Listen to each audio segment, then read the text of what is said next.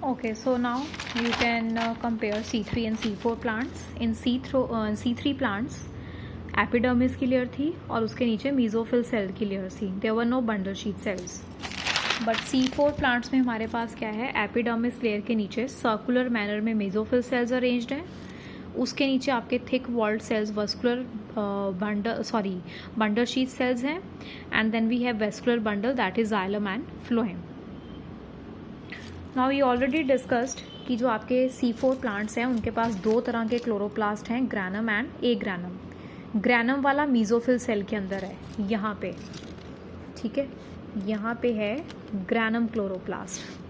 और जो आपके ये thick walled bundle sheath cells हैं, ठीक है, इनके अंदर क्या है, ए ग्रैनम. इसके अंदर ग्रैनम है तो लाइट रिएक्शन होगा तो यहाँ पे ऑक्सीजन रिलीज होगी. ए ग्रैनम में ग्रैनम नहीं है, यहाँ पे लाइट रिएक्शन नहीं होगा तो यहाँ पे ऑक्सीजन रिलीज नहीं होगी. ठीक है, तो बंडल शीट में ऑक्सीजन नहीं होगी और मीजोफिल सेल में ऑक्सीजन रिलीज होगी. नाउ यू मस्ट आस्क कि रुबिस्को कहाँ पे है. रुबिस्को कल हमने C3 साइकिल में किया था कि रुबिस्को एंजाइम होती है. रुबिस्को क्या करती है, कार्बन डाइऑक्साइड ऐड करती है RuBP में, राइट. और C3 साइकिल जो है कहाँ पे चल रहा था, this C3 cycle was taking place in the chloroplast in the mesophyll cells. इसका मतलब C3 प्लांट्स के अंदर जो एंजाइम है आपकी रुबिस्को, ये मेसोफिल सेल्स में है.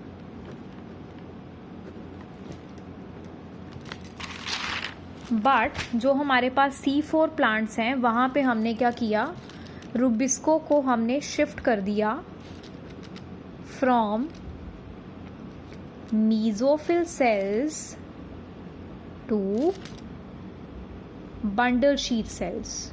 क्यों शिफ्ट किया, बिकॉज हमें ऑक्सीजन की कंसंट्रेशन को कम करना है. क्यों कम करना है, सो दैट फोटो रेस्पिरेशन ना हो. तो ग्रैनम क्लोरोप्लास्ट जो कि मेसोफिल सेल के अंदर है, जहाँ यहाँ पे ऑक्सीजन रिलीज होगी, तो अगर यहाँ पे ऑक्सीजन की कंसंट्रेशन हाई है तो रुबिस्को तो फिर ऑक्सीजन के साथ बाइंड कर जाएगी और फिर से फोटो रेस्पिरेशन स्टार्ट हो जाएगी. तो इसलिए हमने क्या किया, रुबिस्को को ही उठा के बंडल शीट सेल के अंदर भेज दिया, क्योंकि बंडल शीट सेल के अंदर ए ग्रैनम क्लोरोप्लास्ट है तो लाइट रिएक्शन नहीं होगा, ऑक्सीजन नहीं रिलीज होगी. तो अगर ऑक्सीजन नहीं रिलीज होगी तो जो रुबिस्को है उसकी ऑक्सीजनेज एक्टिविटी वर्क नहीं करेगी एंड फोटो रेस्पिरेशन नहीं होगी. Okay, so this is one of the important adaptation in the C4 plants. Now what is Cran's anatomy? Cran's anatomy means bundle sheet cells are arranged in circular manner. Okay, they are arranged in wreath-like arrangement. Okay, that is circular, or you can say wreath-like arrangement of the bundle sheet cells. उसको आप बोलते हो Cran's anatomy. ठीक है, तो हमने क्या किया, रुबिस्को को मेसोफिल से बंडल शीट सेल में शिफ्ट कर दिया. उससे क्या हुआ कि रुबिस्को के कांटेक्ट में ऑक्सीजन नहीं आएगी तो फोटो रेस्पिरेशन नहीं होगी, क्योंकि बंडल शीट सेल के अंदर क्या है, ए ग्रैनम क्लोरोप्लास्ट है तो वहाँ पे लाइट रिएक्शन ही नहीं हो रहा. तो अगर लाइट रिएक्शन ही नहीं हो रहा तो ऑक्सीजन ही नहीं बनेगी, और अगर ऑक्सीजन नहीं बनेगी तो रुबिस्को ऑक्सीजन के कांटेक्ट में नहीं आएगी तो ऑटोमेटिकली फोटो रेस्पिरेशन रुक जाएगी. ओके, तो हमने ये जो ऑक्सीजन वाली कंडीशन थी इसको हमने कंट्रोल कर लिया. अब टेम्परेचर हाई होगा तब भी फोटो रेस्पिरेशन होगी, तो हमें टेम्परेचर को लो रखना है. तो टेम्परेचर यहाँ पे कैसे लो होगा, अब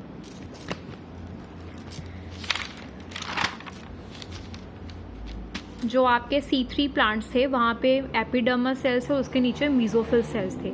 सो मेसोफिल सेल्स जो थे they were present quite near the surface, so they were directly exposed to the light and high temperature.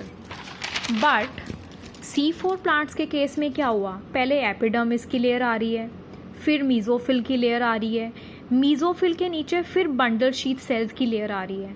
तो बंडल शीट सेल्स जो हैं they are quite deep seated, they are not exposed to the sunlight and high temperature directly, they are deep seated.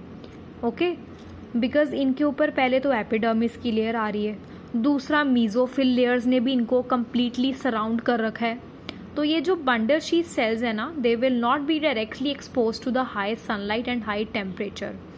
तो इसका मतलब जो mesophyll cells हैं वहाँ पे थोड़ा टेम्परेचर हाई रहेगा, लेकिन जो आपके जो बंडल शीथ सेल्स हैं, थिक वॉल्ड सेल्स हैं, यहाँ पे टेम्परेचर थोड़ा लो रहेगा।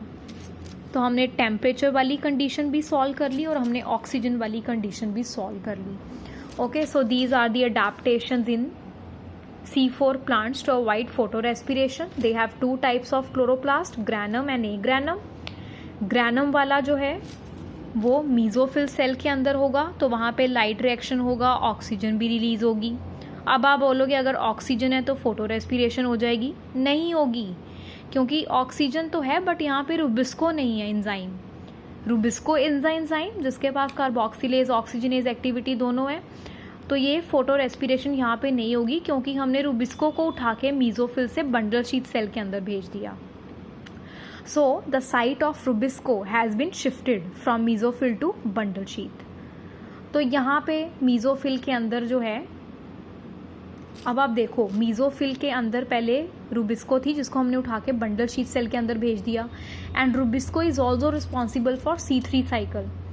तो अगर आपकी रुबिस्को बंडल शीथ सेल में आ गई, इसका मतलब आप C3 साइकिल भी बंडल शीथ सेल के अंदर ही चलेगा। So in case of C4 plants, the site of C3 cycle is shifted from mesophyll cells to bundle sheath cells। ठीक है, क्योंकि जब रुबिस्को एंजाइम है उसको हमने मीजोफिल से बंडल शीथ सेल के अंदर भेज दिया, तो जहाँ पे रुबिस्को होगी C3 साइकिल भी तो वहीं पे होगा ना। तो इसका मतलब रुबिस्को अगर बंडल शीथ में है तो C3 साइकिल भी बंडल शीथ में होगा। अब आप बोलोगे ये तो C4 प्लांट है तो इसके अंदर C3 साइकिल क्यों चलेगा? भाई C3 साइकिल जो है that is required for the synthesis of glucose. तो प्लांट ग्लूकोज थोड़ी बनाना बंद कर देगा, चाहे वो हाई टेम्परेचर रीजन का प्लांट है, चाहे वो लो टेम्परेचर रीजन का प्लांट है। जितने भी प्लांट्स हैं उनको ग्लूकोज तो बनाना ही है। सो C3 प्लांट जो है, C3 साइकिल जो है वो सभी प्लांट्स के अंदर चलेगा। C3 साइकिल जो है दैट इज़ यूनिवर्सल। तो C4 प्लांट होने का मतलब ये नहीं कि उसमें 3 साइकिल नहीं चलेगा, नो। C4 प्लांट के अंदर C4 साइकिल तो चलेगा ही चलेगा, इसके अलावा उसमें C3 साइकिल भी चलेगा। बट डिफरेंस क्या है, हमने जो C3 साइकिल की साइट है उसको हमने शिफ्ट कर दिया। C3 प्लांट्स में C3 साइकिल मीजोफिल सेल के अंदर हो रहा था, बट C4 प्लांट्स में C3 cycle bundle sheath cell के अंदर होगा, क्योंकि हमने रुबिस्को को शिफ्ट कर दिया from mesophyll to the bundle sheath cell. और क्यों शिफ्ट किया? फोटो रेस्पिरेशन को रोकने के लिए, क्योंकि मीजोफिल सेल के अंदर ग्रैनम क्लोरोप्लास्ट थे तो वहाँ लाइट रिएक्शन हो रहा था, ऑक्सीजन रिलीज हो रही थी, तो यहाँ पे फोटो रेस्पिरेशन हो सकती थी। तो हमने क्या किया, रुबिस्को को यहाँ से उठा दिया कि फोटो रेस्पिरेशन का कोई चांस ही ना बचे, right. So there is no chance for the photo respiration here, क्योंकि वो रुबिस्को जो है वो बंडल शीथ सेल में चली गई है। अब बंडल शीथ में रुबिस्को चले गई, लेकिन बंडल शीथ में ऑक्सीजन नहीं है। ऑक्सीजन क्यों नहीं है? क्योंकि वहाँ पे एग्रानम क्लोरोप्लास्ट है, तो लाइट रिएक्शन नहीं होगा, ऑक्सीजन नहीं बनेगी। सो रुबिस्को यहाँ पे आ गई, लेकिन यहाँ पे ऑक्सीजन नहीं है, तो यहाँ पे फोटो रेस्पिरेशन तो हो ही नहीं सकती। तो हमने फोटो रेस्पिरेशन को रोक दिया, ठीक है। तो C4 प्लांट्स जो हैं दे आर मोर प्रोडक्टिव। क्यों? क्योंकि उनमें फोटो रेस्पिरेशन नहीं हो रही। तो अगर फोटो रेस्पिरेशन नहीं होगी, there will be no wastage of carbon dioxide. तो अगर वेस्टेज नहीं होगी, इट मीन्स वो ज़्यादा प्रोडक्टिव है, वो ज़्यादा ग्लूकोज बनाएंगे, ज़्यादा फूड बनाएंगे। Okay, so this is how the C4 plants are adapted to avoid photo respiration. In the next class, we will discuss about C4 cycle. That's all for today.